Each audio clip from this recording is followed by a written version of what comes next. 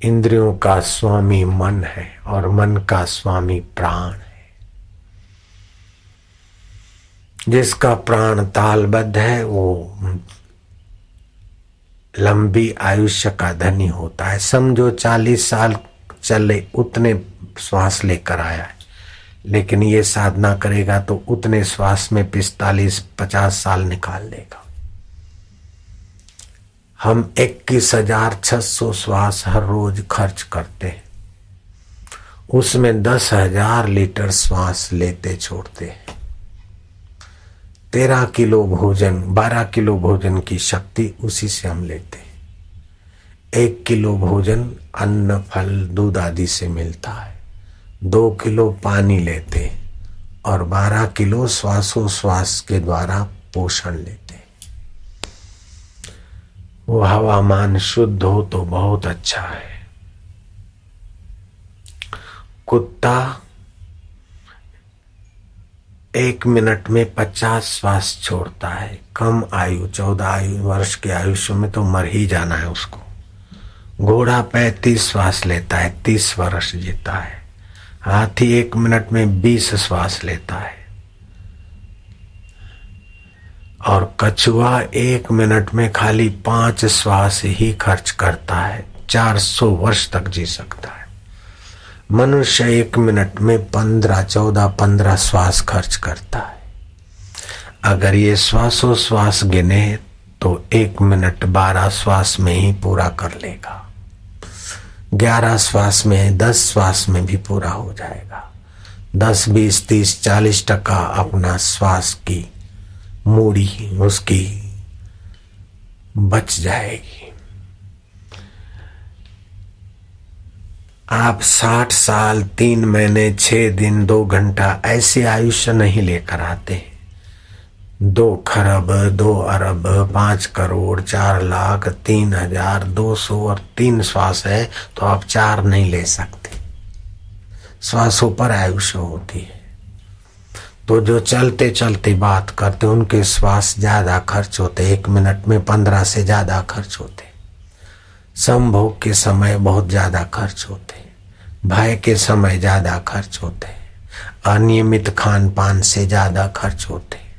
लेकिन ये सब होने के बाद भी अगर प्राणायाम करते हैं और इस प्रकार श्वासोश्वास गिनते हैं तो श्वास तालबद्ध होने से बहुत कम श्वास में समय ज्यादा आप गुजार सकते हैं।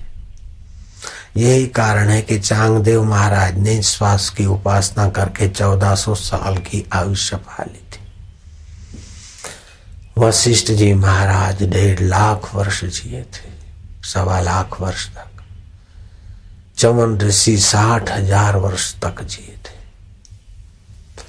अब जिसको ज्ञान हो गया शरीर को रखे ज्यादा न रखे उसकी मर्जी है, लेकिन श्वास का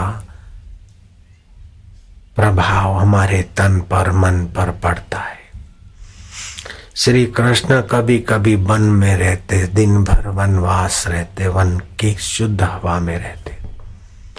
आपको भी उचित है कि अपने कमरे में अटैच लेटरिन बाथरूम की जगह पर बाथरूम भले अटैच रखे, लेटरिन शौचालय कमरे के दरवाजे से जुड़ा हुआ न हो तो इसमें शुद्ध हवा मिलेगी। गंदा खुराक श्वास के द्वारा उत्साह को और आयुष्य को दबा देता है। घर में कभी कभी गूगल शक्कर और गाय भैंस का घी उसका धूप करने से निरोगता के परमाणु बढ़ जाते हैं। गोमूत्र से घर का लीपन करने से पोता करने से भी स्वास्थ्य रहता है। कल शिवरात्रि है। शिवरात्रि में 3 बातें मुख्य होती है।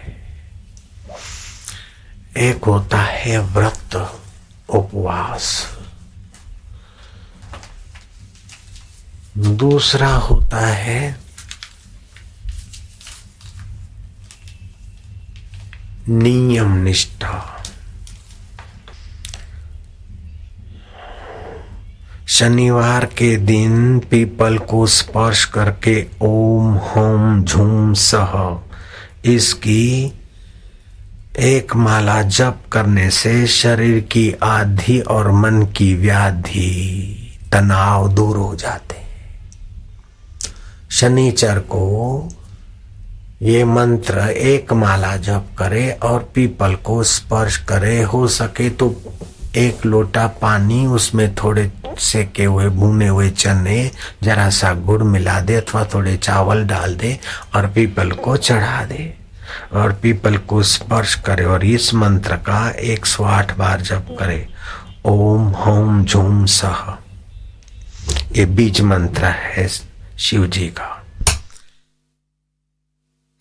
जिनको रात्रि को बुरे स्वप्न आते हैं अथवा डरावने स्वप्न आते या बच्चे बाथरूम कर लेते हैं तो रात्रि को ओम नमो नंदीश्वराय, ओम नमो नंदीश्वराय इस प्रकार का रात्रि को जप करने, एक माला जप करके सोने से बुरे स्वप्ने गायब हो जाते हैं, अच्छी नींद आती है।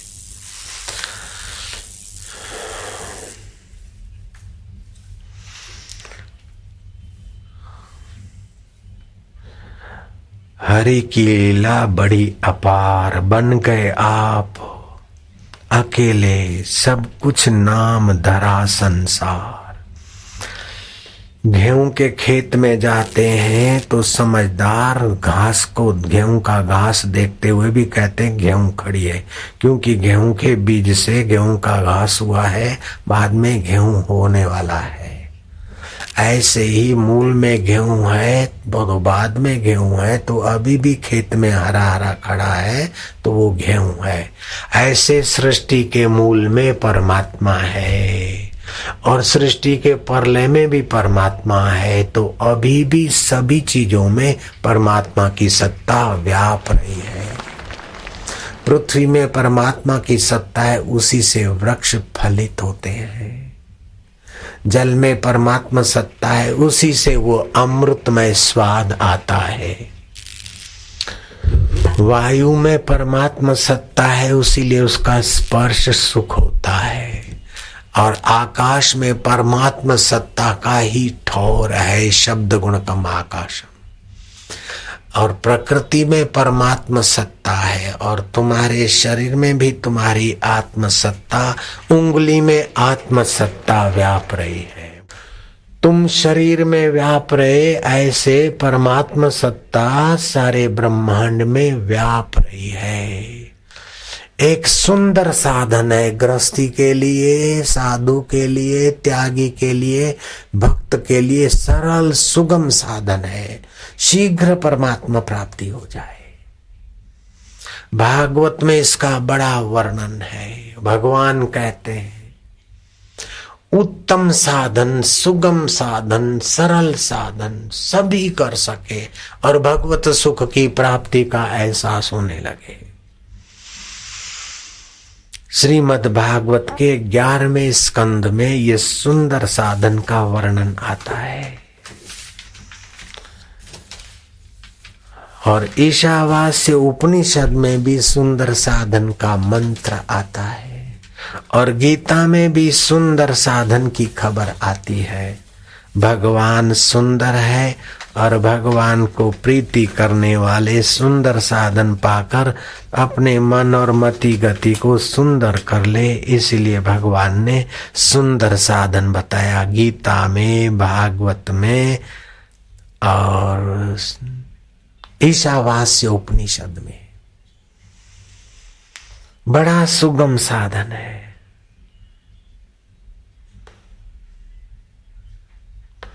सुगम सरल साधन है और सभी लोग कर सकते हैं। यहां तिलक करने से ज्ञान दीप ज्ञान नेत्र प्रकाशित होता है, तो विकारों में जो आदमी फिसल जाता है या गलत निर्णय करने में जो तकलीफें उठाता है उससे बचा होता है। इसलिए मेरे साधकों को तो हर रोज ललाट पर तिलक करना चाहिए। मंत्र दीक्षा जब हम देते हैं तो ललाट पर तिलक करके मत्था टेक कार्यक्रम करवाते हैं। मत्था टेक करके 2 मिनट अगर बच्चे बच्चियां या तो और कोई जो भी है रोज पड़े रहे तो काम का, क्रोध का या और गलती का आवेश से जो आदमी दुखद निर्णय कर बैठता है उससे बच जाएगा। भगवान कहते तस्याहम सुलभम पार्थ नित्य युक्तस्य योगिना, उनके लिए मैं सुलभ हो जाता हूं जो नित्य युक्त रहते हैं मेरे लिए। एक मंत्र है, शिवरात्रि के रात को मंत्र जप करने से जोड़ों के दर्द, संधिवा, गठियावा, 80 प्रकार के वायु दोषों में आराम होता है। वो शिव जी की प्रसन्नता भी मिलती है। गाय के घी का दिया जला लेना, हो सके तो गोचंदन अगरबत्ती का धूप कर लेना, प्राणायाम करके फिर जप करना है ओम नमः शिवाय, थोड़ा जप करके फिर जप करना है बीज मंत्र बम बम बम बम बम बम बम बम बम बम। जैसे ओम से तमाम प्रकार की ऊर्जा के शक्ति के केंद्र सजाग होते हैं, ऐसे बम बम जपने से वायु को तोड़ने वाली ऊर्जा के केंद्र जागृत होते हैं। जो दवाइयों से काम नहीं होता, ये भगवान शिव जी के बीज मंत्र की दुआ से काम हो सकता है। तो कल शिवरात्रि है, एक तो ये बम बम शब्द का मंत्र का फायदा उठा ले। जिसको वायु संबंधी तकलीफ होती है वो बुढ़ापे में हाथ भी कांपते हैं। 13 लाख रुपया खर्चा करके मगज का ऑपरेशन कराने वाले व्यक्ति भी विफल हो गए और मर गए। लेकिन ये मारने से तो क्या, नरक से भी बचा दे और फायदा कर दे। खर्चा कुछ भी नहीं, टेंशन कुछ भी नहीं। दूसरा मंत्र है, घर से जब बाहर जाते हैं तो कहीं एक्सीडेंट या कोई आतंक फातंक का जहां भी कुछ डर या ऐसा कुछ हो तो एक बार महामृत्युंजय शिव जी का जप करके फिर गाड़ी मोटर में बैठे या चलाए तो उससे दुर्घटनाओं से रक्षा होती है। वो मंत्र है ओम त्र्यंबकम यजामहे सुगंधिम पुष्टिवर्धनम उर्वारुकम इव बंधनात् मृत्युर्मोक्षमामृतात्। अब ध्यान से सुनना कि भगवान उत्तम साधन बताते हैं। इंद्रियाणि परा आहुर इंद्रियेभ्यः परम मनः मनस्तु परः बुद्ध्या बुद्धे परस्तु सः। आपके शरीर की से गहरी इंद्रियां हैं। विषय जो आंख देखती है तो रूप सीमित है, लेकिन आंख असीम है। आप चीज वस्तु देखते हैं तो उतने में दिखता है और दूर का भी दिखता है। तो रूप के दृश्य के अपेक्षा दर्शन करने वाला रूप इंद्रिय अंतरंग है। रूप इंद्रिय, रस इंद्रिय, शब्द इंद्रिय, 5 जो हमारी ज्ञान इंद्रियां हैं उनसे परे मतलब श्रेष्ठ मन है। आंख देखती है, सुन नहीं सकती। कान सुनते हैं, चख नहीं सकते। जीभ चखती है, सूंघ नहीं सकती है। त्वचा स्पर्श कर सकती है लेकिन त्वचा बोल नहीं सकती। तो एक एक इंद्रिय का अलग अलग विभाग होते हुए भी 5 इंद्रियों का ज्ञान और प्रेरणा देने वाला मन उनसे ज्यादा अंतरंग है, भगवान के निकट है। और मन से भी भगवान कहते हैं बुद्धि निकट है। मेरा मन अशांत है कि खुश है, मेरा मन विकारी है कि अच्छा विचार करता है, माँ सुधरी है, हाँ सुधर रहे हैं कि नहीं सुधरे, ये सब जानने वाला मति है। और भगवान बोलते हैं बुद्धि से भी कोई परे है। बड़ा सरल सुगम साधन बता रहे भगवान। मनस्तु परा बुद्ध्या बुद्धे परस्तु सह। मन से बुद्धि पर है, अर्थात संसार के विषयों से इंद्रियां पर है, इंद्रियों से मन पर है, मन से बुद्धि पर है। लेकिन बुद्धि मेरी ऐसी है वैसी है, उसको जानने वाला भगवान का, जीवात्मा का परमात्मा के साथ संबंध एकदम निकट है। जैसे बादाम रोगन के ऊपर सफेद गिरी बादाम की, उसके ऊपर बादामी खाल, उसके ऊपर लकड़े जैसी मोटी सी खाल, उसके ऊपर फल की गिरी और फल के ऊपर खाल। तो ये पांचों कवरों में छुपा हुआ बादाम रोगन, बादाम के पेड़ में लगा हुआ फल। बोले क्या है? बोले बादाम है। तो सब कुछ बादाम है। ऐसे ही बोले जगत क्या है? बोले ईश्वर है। जयराम जी की। क्योंकि जिसकी गहराई में ईश्वर है, जिसके आदि में ईश्वर है, जिसके अंत में ईश्वर है, तो उसके मध्य में भी ईश्वर। जैसे स्वप्ना देखते हैं तो स्वप्ना दिखता है अपने आत्मा से, तो आत्मा आदि में है। फिर आत्मा की सत्ता से ही रेलगाड़ी बन गई, पैसेंजर बन गए, चाट बन गई, मुंबई का हलवा बन गया, डाकोर के गोटे बन गए, अजमेर का रबड़ी, आबू की रबड़ी बन गई, और महाराज दिल्ली के छोले भट्टे बन गए। ये सब सपने में बने तो उस आत्मदेव की सत्ता से बने और दिखे, और आंख खुली तो वे सब गायब हो गए और आत्मदेव ज्यों के त्यों रहे। तो आत्मदेव की सत्ता से बने, आत्मदेव की सत्ता से दिखे, आत्मदेव की सत्ता में स्वप्ने की दुनिया विलय हो गई। ऐसे ये परमात्मा की सत्ता से दुनिया बनी है। पृथ्वी में परमात्मा सत्ता है, जल में परमात्मा सत्ता है, इसी का स्वाद है। पृथ्वी में परमात्मा सत्ता है, इसी से फल फूल पेड़ पौधे आदि पैदा होते हैं। गंध गुण पृथ्वी में परमात्मा सत्ता का है। ऐसे अग्नि में दाहक गुण परमात्मा सत्ता का है, वायु में स्पर्श गुण परमात्मा सत्ता का है, और आकाश सबको ढांपे हुए हैं, वह परमात्मा सत्ता है उसमें भी। तो जिसको जल्दी इसी जन्म में निर्विकार होना हो, भगवत सुख पाना हो, शिव की अंतरंग पूजा या साधना का आनंद लेना हो, अनुभव करना हो, जब भी मौका मिले तो आकाश के तरफ एक नजर डालकर बैठा रहे, कि जैसे आकाश में पृथ्वी जल तेज वायु मनुष्य पेड़ पौधे सब आकाश के अंदर है, और सब के अंदर आकाश है।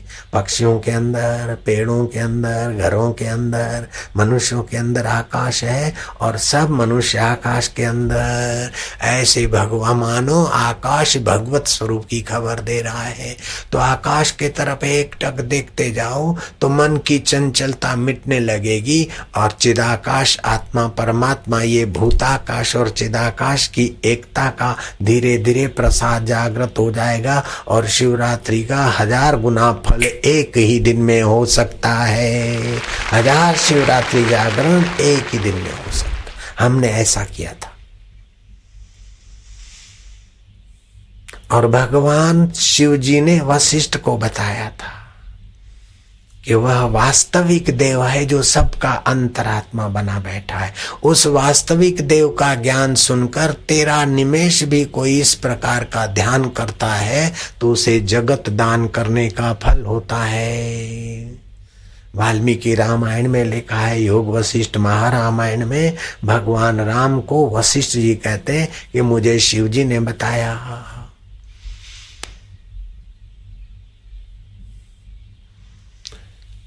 अगर आधी घड़ी उस परमेश्वर आत्मस्वरूप का ध्यान करते व्यापक ब्रह्म का, तो अश्वमेघ यज्ञ का फल होता है। और एक घड़ी करते हैं तो 1000 अश्वमेघ यज्ञ का फल हो जाता है।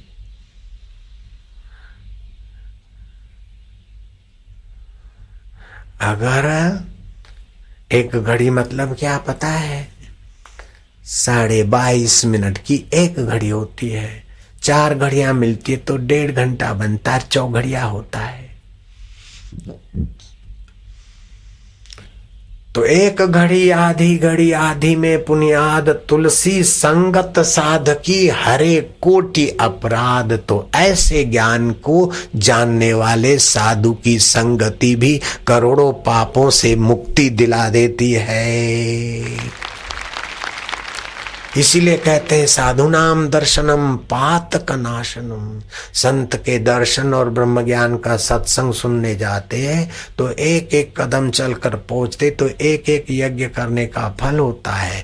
बैठते हैं तो भक्ति योग फलित होता है, सुनते हैं तो ज्ञान योग फलित होता है। और जब ध्यान में डूब जाते सुनते सुनते अथवा उनकी कृपा से ध्यान में, तो महाराज अनंत फल के करीब पहुंच जाते हैं। कबीर जी ने कहा तीर्थ नाए एक फल धर्म लाभ होता है, संत मिले फल चार, धर्म अर्थ काम और मोक्ष के द्वार खुलने लगते। सतगुरु मिले अनंत फल, जिस फल का अंत न हो ऐसा अनंत फल होता है। ऐसे सदगुरु अर्थात सत स्वरूप ईश्वर का जो चिंतन करते, सत स्वरूप ईश्वर का जो ध्यान करते, सत स्वरूप ईश्वर ही सब अनेक रूपों में है, ऐसा जिनका ज्ञान परिपक्व हो गया, ऐसे सतगुरु जी को कबीर जी बोलते हैं कि वे बड़े सूरमा होते हैं। सतगुरु मेरा सूरमा करे शब्द की चोट, मारे गोला प्रेम का हरे भरम की कोट। और तुलसीदास जी कहते तुलसी तुलसी क्या करो, तुलसी बन की घास, कृपा भई रघुनाथ की तो हो गए तुलसीदास। यह तन विष की बेलरी, कबीर जी कहते हैं यह तन विष की बेलरी। शरीर क्या है कि ये जहर की बेल है। बढ़िया से बढ़िया गंगा जल पियो, व्यंजन खाओ, मल मूत्र बनाओ, पच जाए तो गंदगी बने और नहीं पचे तो जहर बनता है, एसिड बन जाए, एसिडिटी। यह तन विष की बेलरी और गुरु अमृत की खान।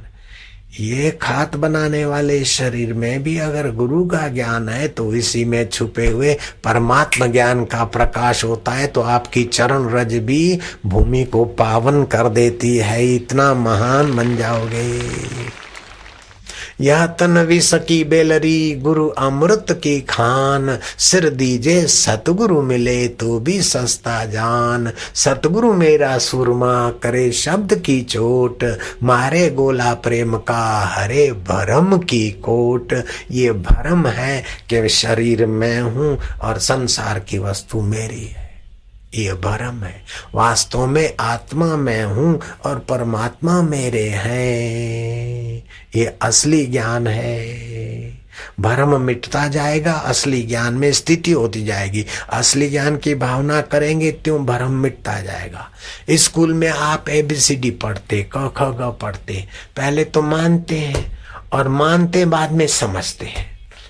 ये क क्यों है, हम नहीं मानेंगे तो क्या खाक पड़ेगा।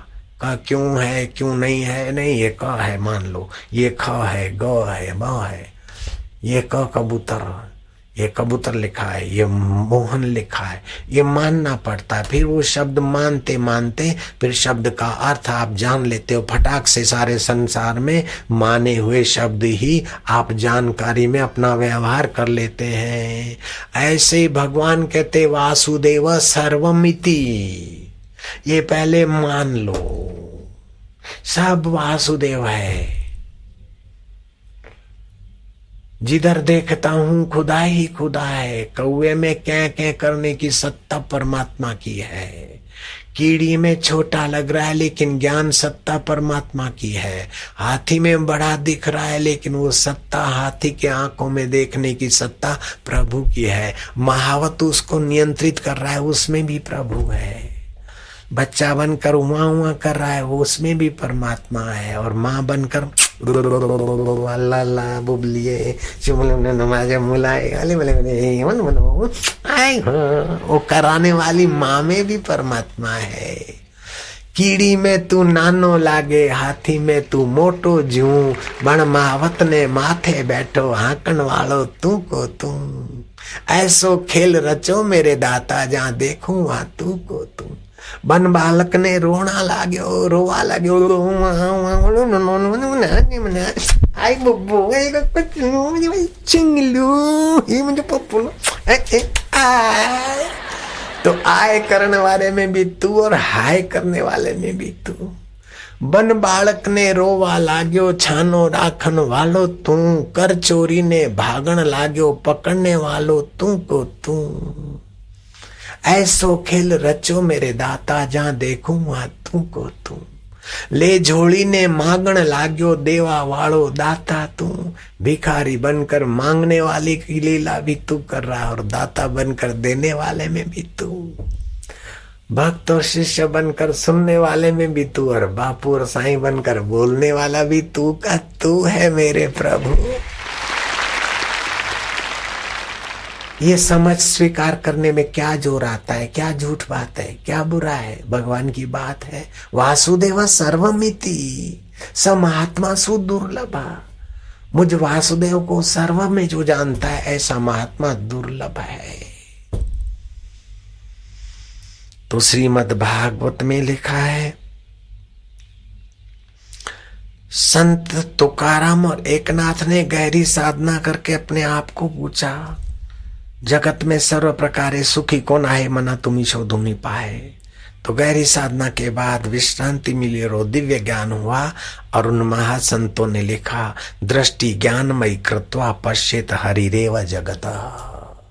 दृष्टि ज्ञानमयी करके हरि के समान, हरि का ही विवर्त ये जगत देखो। ये ऐसा है, ये ऐसा है, वो ऐसा है। अरे फिल्म में भाई कोई बदमाश दिखता है, कोई गुंडा दिखता है, कोई हलवाई की दुकान दिखती है और वो जलेबी गाय खा रही है और हलवाई झोंके खा रहा है। बेवकूफ हलवाई है, गाय वाला हरामी है और जलेबी मीठी है। लेकिन देखो तो प्लास्टिक की पट्टी और रोशनी के सिवाय कुछ भी नहीं है। ऐसे ही देखो तो ये माया रूपी प्लास्टिक की पट्टी और चैतन्य रूप परमात्मा की रोशनी के सिवाय ये सारा संसार इसी का खेल है। तक दे बाजी नु बाजीगर नु कोई नहीं तकता। ये संसार के खेल को सच्चा मान रहे, लेकिन खेल की गहराई में जो खेल खिलवा रहा है उधर नजर नहीं जाती। इसलिए संसार में लोग विकारों में गिरते हैं, दुखों में गिरते हैं, अहंकार में भर जाते हैं। मैं कुछ विशेष हूँ, मैं ज्यादा जानता हूँ। लेकिन उस परमात्मा की सत्ता के सिवा तू कहाँ विशेष बनेगा, कहाँ से जानेगा? सुनने जिसको सुना रहा है उसमें भी वही, और जो सुना रहा है उसमें भी वही, तो अपने में अभिमान कैसे आएगा?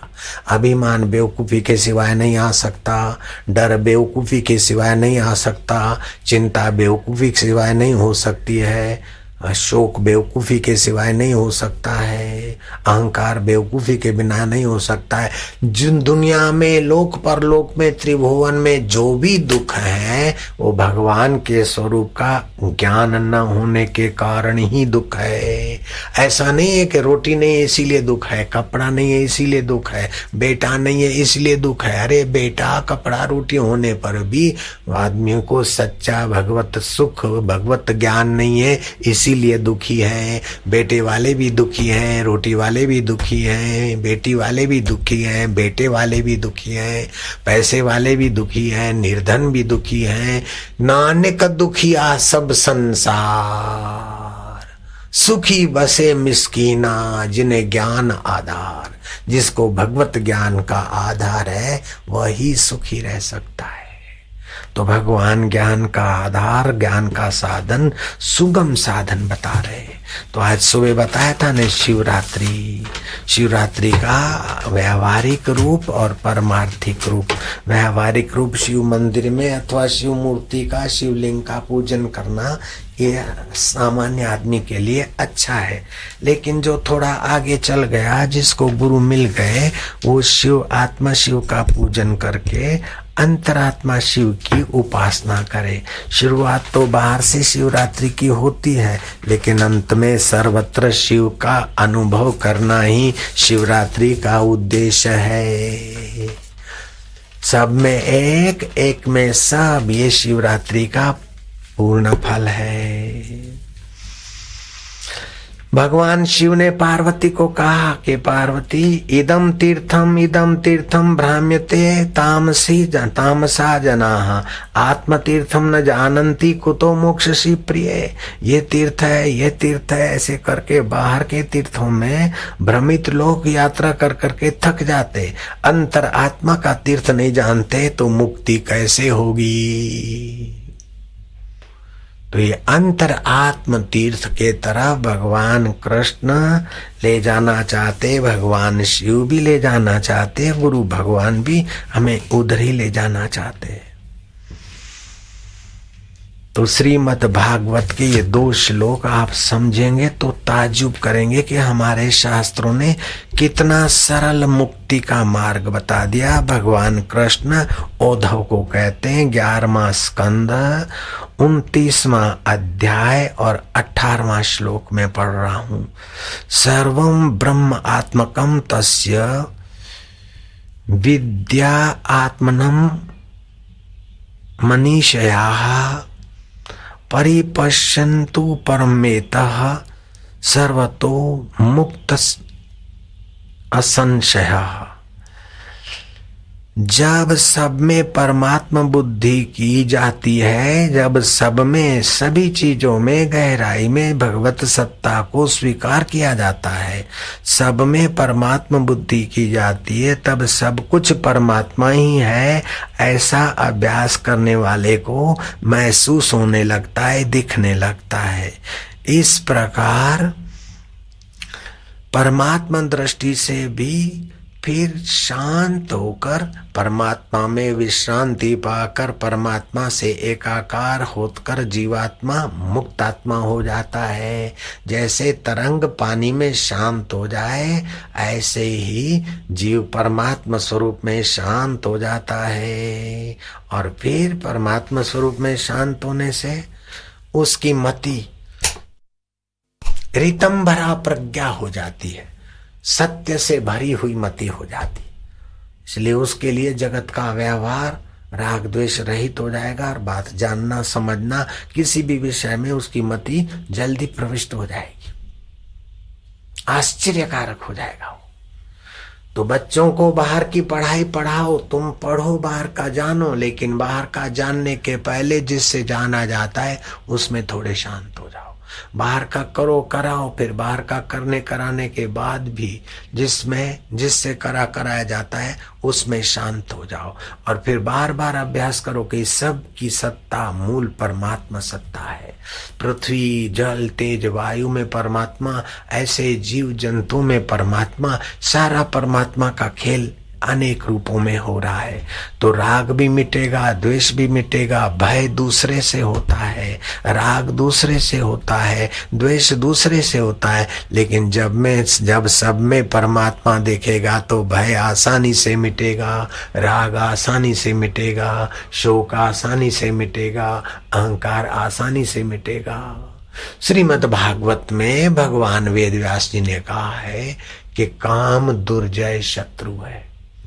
काम विकार को जीतने के लिए सात्विक भोजन करे, शिव जी का स्मरण करे, राम जी का स्मरण करे, गणपति का स्मरण करे, ओम अर्यमाय नमः जप करे थोड़ा, तो धीरे धीरे काम विकार 12 वर्ष अभ्यास करे, काम पर विजय पा ले, जीव अपना कल्याण करे।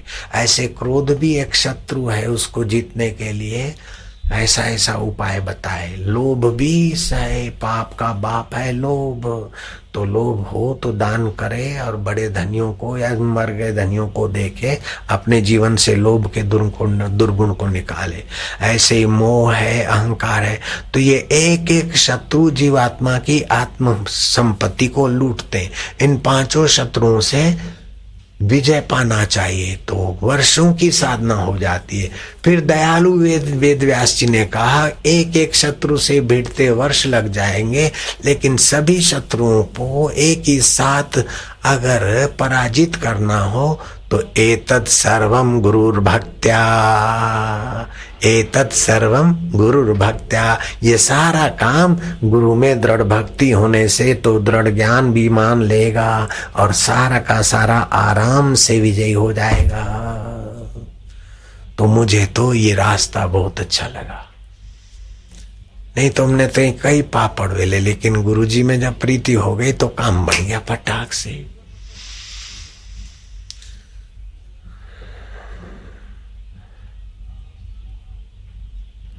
भगवान ने गीता भागवत में ये 18वां श्लोक तुमने सुना क्या है उसका अर्थ फिर से बता देता हूं। जब सब में ही परमात्मा बुद्धि की जाती है तो सब धीरे धीरे सब कुछ परमात्मामय दिखने लगता है, और इस प्रकार की दृष्टि से भी उपराम होकर परमात्मा में विश्रांति मिलती है। फिर 19वां श्लोक है भागवत के 11वें स्कंद 29वां अध्याय 19वां श्लोक। अयम ही सर्व कल्पनाम सधिचीनो मतो ममाह सद्भाव सर्वभूतेषु मनोवाक वृत्ति भी। मेरी प्राप्ति के जितने साधन है उन सब में सर्वश्रेष्ठ साधन यही समझकर मैं तुम्हें कहता हूं कि समस्त प्राणियों और पदार्थों में, मन, वाणी और शरीर की समस्त वृत्तियों में से मेरी ही भावना करो। वृत्ति उठती है तो भगवान की सत्ता से, और आंख देखती है तो भगवान की सत्ता से। उसकी आंख देखती तो भगवान की सत्ता से, और देखने का भाव उठता है तो भगवान की सत्ता से। और ये फूल उठे हुए हैं तो भगवान की सत्ता से, दिखते तो भगवान की सत्ता से, सुगंध भी आती है भगवान की सत्ता से। तो देखना अनेक होगा लेकिन अनेक में एक भगवान की सत्ता की स्मृति। सुनना अनेक होगा लेकिन अनेक में एक भगवत सत्ता। सोचना अनेक होगा लेकिन अनेक का आधार एक में जाएगा। तो अनेक अनेक दिखने पर भी उठत बैठत वही उठाने, कहत कबीर हम उसी ठिकाने। साधु भाई सहज समाधि भली, गुरु कृपा भई जा दिन से दिन दिन अधिक चले। गुरु की कृपा हुई, ये ज्ञान मिल गया, अब दिन दिन ये अधिक समाधि का सुख मिल रहा है, शांति मिल रही है, आनंद मिल रहा है। मता परत्रम न अन्यत किंचित अस्ति धनंजया। मेरे से अलग कुछ भी नहीं है। जैसे शक्कर के खिलौने, शक्कर का बना हाथी और उस पर बैठा राजा, शक्कर का बना घोड़ा और उस पर बैठा दरबानी, शक्कर का खड़ा दरबानी और उसके हाथ में डंडा है तो वही शक्कर का। राजा का को तमाचा मार के उसके हाथ का हुक्का तोड़कर मुंह में डालो तो स्वाद खांड का आएगा, और हाथी की शक्कर के हाथी की सूंड तोड़कर मुंह में डालो तो स्वाद खांड का आएगा। शक्कर के खिलौने शक्कर ही है। ऐसे परमात्मा की सत्ता से बना हुआ जगत परमात्मा रूप ही है। जिधर देखता हूँ खुदा ही खुदा है, खुदा से न कोई चीज जुदा है। जब अव्वल और आखिर खुदा ही खुदा है तो अब भी वही है, क्या उसके सिवा है आगा जो अम्बा जरों का जेवर में। मियाँ से न हरगिज वो गैर हो रहा है, जिसे तुम दुनिया समझते हो गाफिल, वह कुल हक ही हक है, न जुदा है न बका है। जिसको तुम संसार देखते हो सब भगवत सत्ता के खेल है। जिसको तुम तरंग देखते हो, बुलबुले देखते हो, झाग देखते हो, फैन देखते हो, भंवर देखते हो, सब पानी पानी है।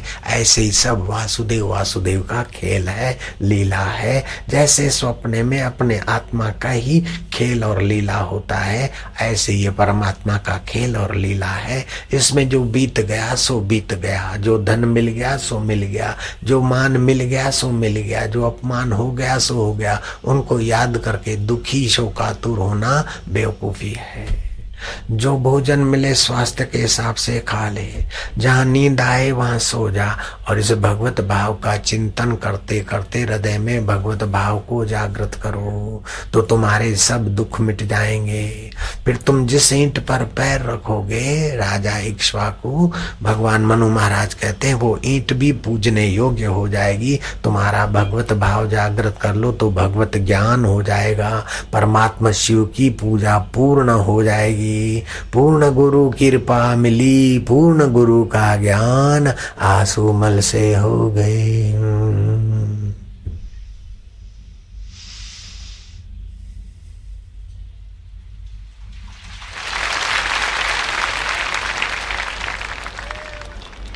मता परतरम न अन्यत किंचित अस्ति धनंजय।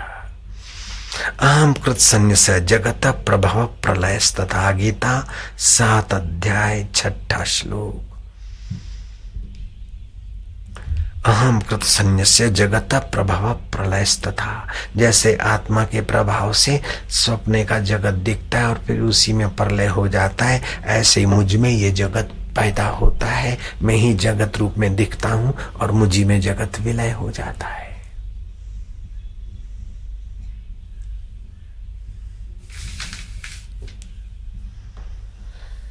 मेरे से बढ़कर इस जगत का दूसरा कोई भी चिन्मात्र तत्व नहीं है। जैसे सूत की मणियां और सूत के धागे में पिरोए हुए, ऐसे मुझे चैतन्य से उत्पन्न 5 भूत, मुझे चैतन्य से बने 5 भूतों के जीव, और उन्हीं में मैं व्याप्त और वो मुझ में व्याप्त है। सोई जग जे ही देहु जना ही, जानत तुम ही हो जाई। जिस पर तुम्हारी प्रभु कृपा होती है, वो ऐसा अभ्यास करके तुम्हारे अभ्यास में तुम मय होकर तुम्ही को जान लेता है। रामायण में तुलसीदास ने कहा, तुम हरि ही कृपा तुम ही रघुनंदन, जानई भगत भगत उर चंदन। भगवान की कृपा से, भगवान की प्रीति से भगवान बुद्धि योग देते हैं, और बुद्धि योग से संयमी जीवन, सादा जीवन, सहज जीवन उस भगवत सत्ता के अनुभव में सार्थक सफल हो जाता है।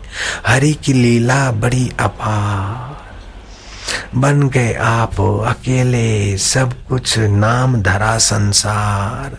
माता पिता गुरु स्वामी बनकर करे डांट फटकार, सुत दारा अरु सेवक बनकर बहुत करे सत्कार। हरि की लीला बड़ी अपार। कभी रोग का रूप बनाकर बनते आप बुखार, कभी वैद्य दवा खिलाते आप करो उपचार। कभी भोग सुख मान बढ़ाई, हजारों गीत गाए नर नार। कभी दुखों का पहाड़ पटकते, मस्ती है हाहाकार। हरि की लीला बड़ी अपार, बन गए आप अकेले सब कुछ, नाम धर संसार। कभी संत बनकर जीवों पर कृपा दृष्टि करो विस्तार। अभिमानी जनों को दुख संकट देकर उनका करो उद्धार। कभी धरनी पर संतन के हित, धर्म मानुष अवतार। अजब अनोखी लीला करते, सुमरन करते होते भव पार। अगणित स्वांग रखते हरदम, धन्य धन्य बड़ी सरकार। ऐसे परम कृपालु प्रभु को बिनाऊं बारंबार। हरि की लीला बड़ी अपार, बन गए आप अकेले सब कुछ, नाम धरा संसार। इस प्रकार की भावना का साधन साधक को जल्दी शांति देगा, जल्दी भक्ति में बरकत देगा, हृदय में खुशी देगा, घर में संतोष देगा, झगड़े चिंता तनाव से जान छुड़ा देगा। प्राणायाम जप और इस प्रकार की भगवत भावना, संयम सदाचार जल्दी कल्याण करने वाला ऐसा सुगम साधन और कहीं हमने देखा सुना नहीं। अष्ट सिद्धि 9 निधि आने के बाद भी इस प्रकार का साधन नहीं है तो जोगी की साधना अधूरी रह जाती। 12 साल ऐसे 4 12 48 साल की साधना करने से जहां ऊंचाई पर पहुंचता है, लेकिन इस प्रकार का ज्ञान नहीं है तो उसके पतन होने का भय रहता है। लेकिन ये 12 दिन की तीव्र साधना में इस प्रकार की दृढ़ता आने लग जाए तो पतन का भय चला जाता है। ये ऐसा सुगम साधन है और आपको कुछ छोड़ना नहीं है, सब छूट रहा है। बचपन छूट रहा है तो बचपन की तोतली भाषा भी छूट गई, खिलौने भी छूट गए, किशोर अवस्था भी छूट गई, ये सब नाश को प्राप्त हो रहा है, बन बन के खेल बदल रहा है। उसी की लीला में जैसे सागर में तरंग पैदा हो होकर विलय हो रहे, फिर बन रहे, विलय हो रहे। एक माला जप करे ओम नमो भगवते वासुदेव, फिर शादी विवाह या लंबी टूर करे, विघ्न बाधाओं से रक्षा होती है। खाली एक माला जप ओम नमो भगवते वासुदेव। ऐसे हरि नाम की बहुत भारी महिमा है। हरि नाम की स्तुति तो एकनाथ महाराज ने और ज्ञानेश्वर महाराज ने तो गाई है खूब।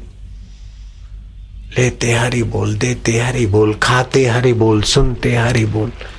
हरि बोला जो पाप ताप को हर ले, दुख दरिद्रता शोक को हर ले, सुख शांति और अपना ज्ञान भर ले, वह हरि है।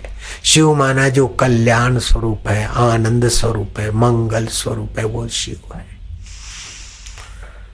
तो शिवरात्रि को काल रात्रि भी कहते, अहोरात्रि भी कहते। इस शिवरात्रि में भगवान शिव जी की लीला, भक्तों के चमत्कार, भक्तों को फायदे, इस प्रकार का कार्य और कारण रूप में बहुत सारा वर्णन है। लेकिन तत्व रूप से तो आखिर में वहीं जाना है, शिव तत्व में।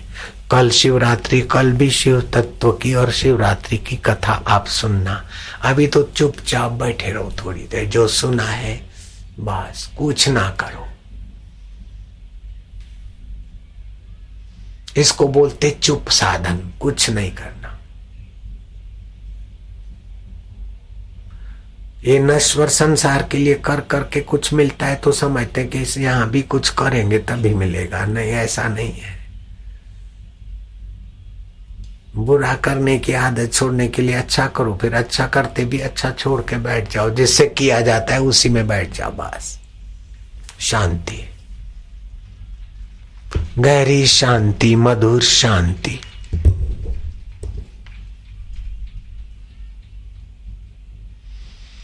परमात्मा शांति, ओम शांति। ध्यान मत करना, कुछ नहीं करना, खाली बस अच्छा बस ले, बस। गाड़ी में चुपचाप बैठते फिर भी यात्रा होती कि नहीं होती? गाड़ी में काहे को दौड़ना, वो तो गाड़ी ले जा रही है, गुरु के सामने बैठे, अब काहे क्या करना, बस बस ले। ड्राइवर जाने, बस जाने, पायलट जाने, जहाज जाने, अपने तो बैठे। ऐसे ही है ये तो शांति, कुछ नहीं करना है बस।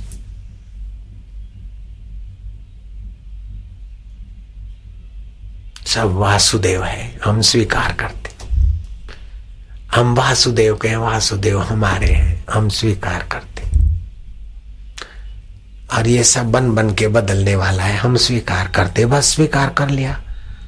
वो कन्या स्वीकार कर लेती मेरे पति है, फिर रटना थोड़ी पड़ता है कि ये बुद्धू जी मेरा पति है, छबील मेरा पति है, ठिंगू मेरा पति है, छकला चिकू मेरा पति है, सब बोलना पड़ता है क्या? स्वीकार कर लेते फेरे फिरते समय, बस। ऐसे आप भी स्वीकार कर लो, भगवान मेरे हैं, मैं भगवान का हूं। सारा संसार भगवान की लीला है, भगवान सारे संसार में ओतप्रोत है। क मान लिया, बस ये क है, ख है, घ है, मान लिया। ABCD को, बारखड़ी को मान लिया, फिर समझने लग जाएंगे सब। ऐसे मान लो सब वासुदेव है, सब प्रेम स्वरूप ईश्वर है, सब मेरे ईश्वर की अभिव्यक्ति है। अच्छा भला बुरा, छोटा बड़ा, काला गोरा, सब उसी की लीला है। वो मेरे हैं, प्रभु तुम्हारी लीला है, तुम मेरे में तुम्हारा। ओम ओम आनंद, ओम ओम शांति, ओम ओम माधुर्य। ऐसा मन में भाव करते करते माधुर्य में, शांति में, आनंद में आने में क्या जोर पड़ता है? ओम आनंद, ओम शांति, ओम माधुर्य, ओम प्रभु जी, ओम प्यारे जी, ओम मेरे जी, ओम गुरु जी, ओम ओम प्रभु जी, ओम ओम माझ्या पांडुरंगा, ओम ओम माझी गुरु मावली. कैसा हो तुम्हाला? ओय ओय कसले लागते, ओय ओय रे बापरे. आनंद आनंद.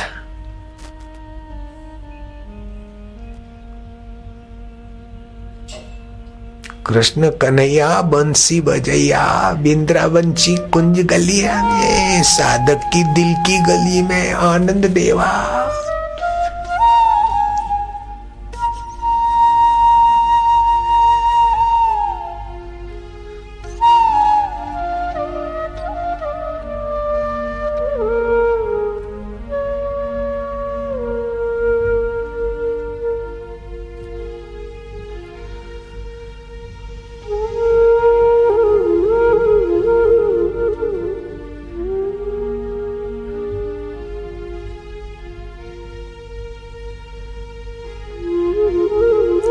भगवान राम के गुरुजी कहते हैं, वशिष्ठ महाराज, चित्त का शीतल होना बड़ी तपस्या का फल है।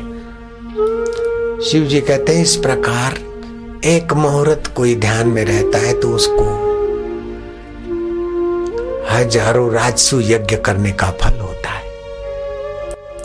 अगर एक पहर इस आत्म शांति शिव में ध्यानस्थ रहता है, सम शांत रह जाता है, उसे हजारों अश्वमेघ यज्ञ करने का फल होता है।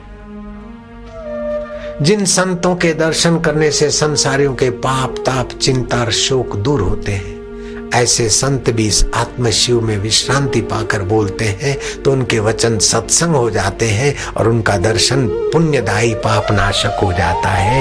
ये आत्मदेव की ऐसी महिमा अपरंपार है। तेरा निमेष, दाएं घुटने से हाथ चला, चुटकी बजाकर पहुंचा, 1 निमेष हुआ, ये 1 निमेष, ये 2, ये 3, ऐसे 13 निमेष इस आत्मा में शांति करने से जगदान का फल होता है। 22.5 मिनट इसमें शांत रहो तो सैकड़ों राजसु यज्ञ करने का फल होता है। अगर एक पहर रहो तो हजारों राजसु यज्ञ करने का फल होता है, और एक पहर से भी ज्यादा रहो तो हजारों अश्वमेघ यज्ञ करने का फल होता है।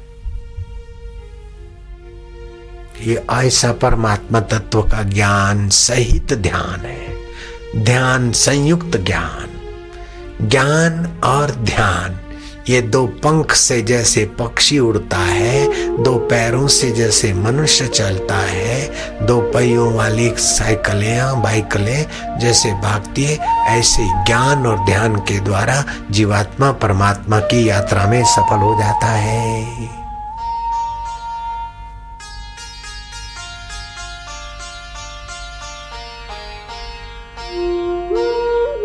मधुर शांति, आनंददायी सुखदायी भगवत प्रीतिदायी शांति। ओम नमः शिवाय। ओम ओम आनंद, ओम ओम ओम शांति, ओम ओम ओम माधुर्य, ओम।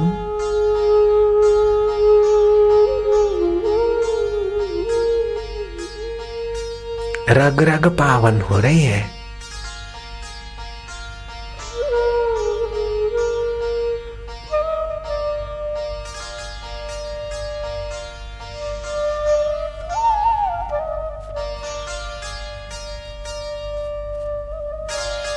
मीरा भाई प्रेम दीवानी, प्रेम का मर्म न जाने कोई। प्रेम न खेतों उपजे, प्रेम न हाट बिकाए। राजा चो प्रजा चो, शीश दिए ले जाए, अपना अहम दे दे भगवान के चरण। और मैं तेरा तू मेरा बॉस, इसमें क्या जोर लगता है, इसमें क्या मेहनत लगता है। माझा पांडुरंगा, माझा विठ्ठल मावली, गुरु मावली, आत्मा मावली, आनंद स्वरूपा। बच्चे पे मोह मत करो। मोह है कि बच्चा मेरा है, बड़ा होगा मेरे को सुख देगा तो मोह है। अरे बच्चे के रूप में मेरा पांडुरंग की लीला है, बस प्रेम करो। सुख दे दुख दे उसकी मौज है, अपना कर्तव्य निभाओ। जाओ सुख अपने हृदय में लाओ। बच्चे से सुख क्या लेना। बच्चा बड़ा हो और सुख दे, ऐसा कंगाल काय को बनना। शादी करूं तभी सुखी हो जाऊं, बेटा करूंगा तभी सुखी हो जाऊंगा, पेंशन पाऊंगा तभी सुखी हो जाऊंगा, रिटायर हो जाऊंगा तभी सुखी हो जाऊंगा। ऐसी बेवकूफी क्यों पकड़ना? अभी मैं सुख स्वरूप भगवान का हूं और भगवान मेरे हैं। आनंद स्वरूप ईश्वर मेरे हैं, मैं ईश्वर का हूं। ओम आनंद।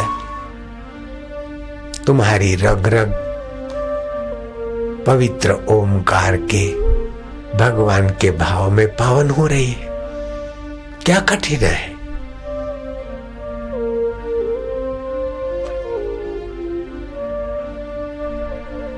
ये आंतरिक शिव पूजा हो रही है। मंदिर की पूजा से कई गुना ज्यादा फल मिलता है, शिव जी बोलते, आंतरिक शिव की पूजा से।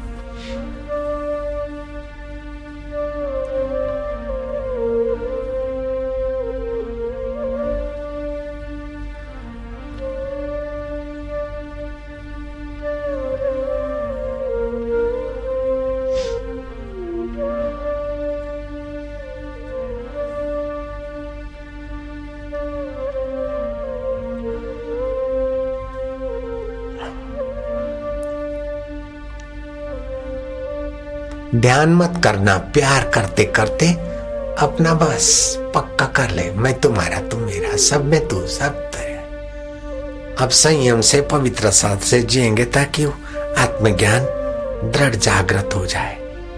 काम क्रोध ये बादल है तो सूरज ढक जाता है।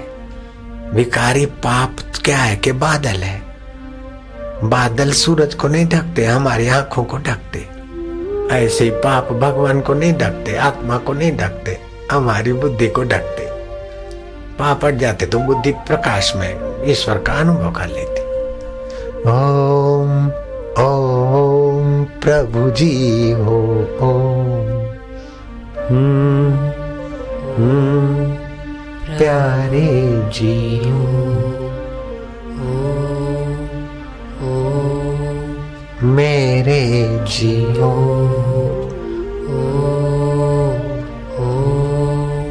रामा जियो। श्यामा जियो।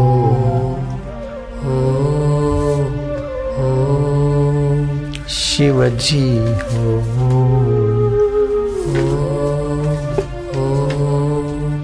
प्रभु जी हो।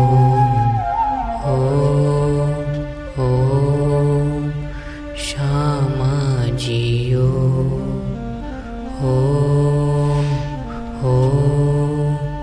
प्रभु जियो।